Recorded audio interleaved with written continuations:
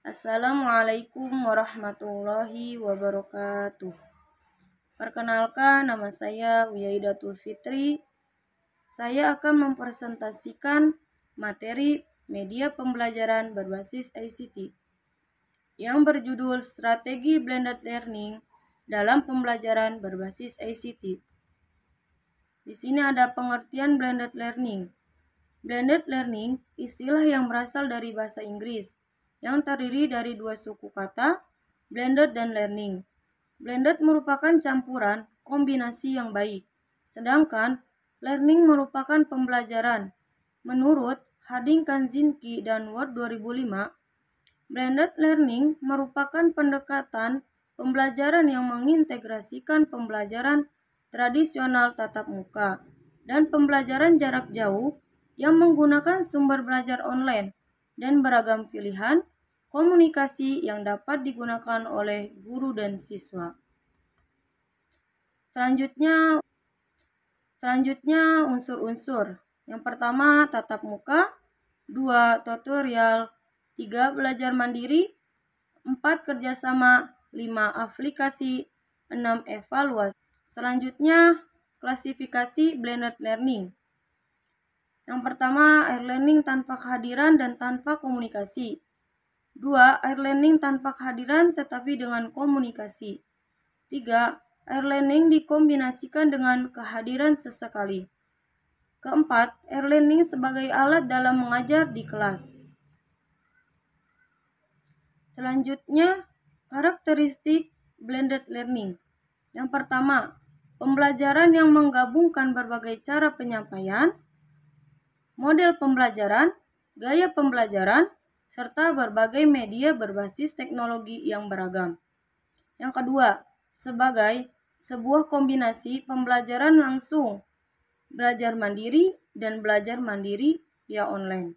Yang ketiga, yang didukung oleh kombinasi efektif dari cara penyampaian, cara mengajar, dan gaya pembelajaran. Yang keempat, pembelajaran yang menggabungkan berbagai cara penyampaian, model pembelajaran, gaya pembelajaran, serta berbagai media berbasis teknologi yang beragam. Selanjutnya, tujuan. Yang pertama, membantu peserta didik untuk berkembang lebih baik di dalam proses belajar, sesuai dengan gaya belajar dan preferensi dalam belajar.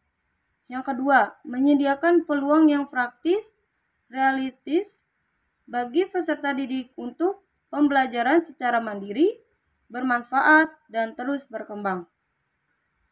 3. Meningkatkan penjadwalan fleksibilitas bagi peserta didik dengan menggabungkan aspek terbaik dari tatap muka dan instruksi online. Selanjutnya, kategori.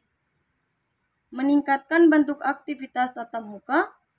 Banyak pendidik menggunakan istilah blended learning untuk merujuk kepada penggunaan teknologi, informasi, dan komunikasi dalam aktivitas tatap muka, baik dalam bentuknya yang memanfaatkan internet maupun sebagai pelengkap yang tidak merubah model aktivitas.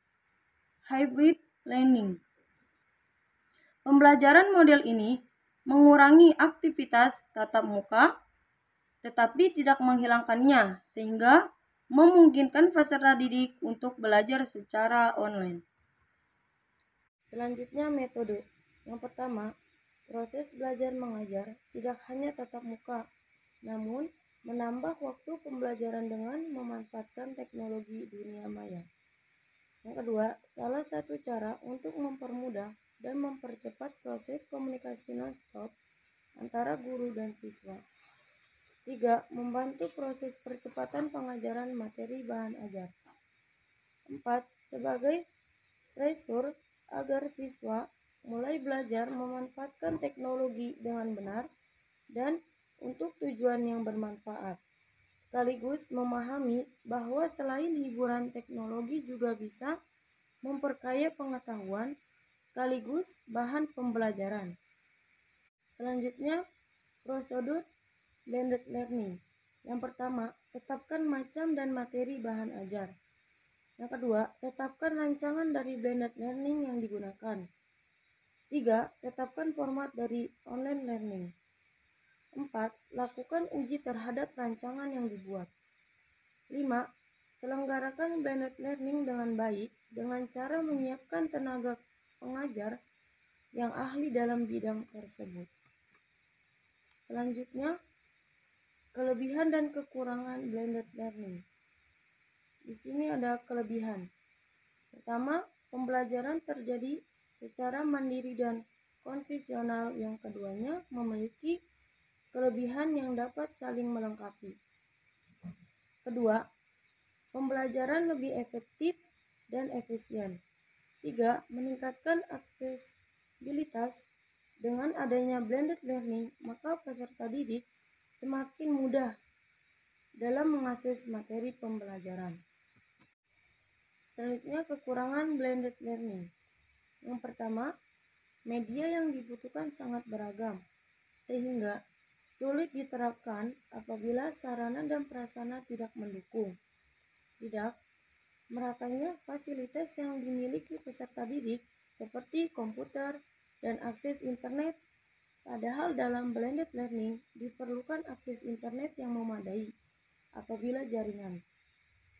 Kedua, kekurangan memadai akan menyulitkan peserta dalam mengikuti pembelajaran mandiri via online. 3. Kurangnya pengetahuan masyarakat terhadap penggunaan teknologi. 4. Tidak meratanya fasilitas yang dimiliki peserta didik seperti komputer dan akses internet. Selanjutnya, strategi calon pendidik untuk mengantisipasi kebutuhan pembelajaran.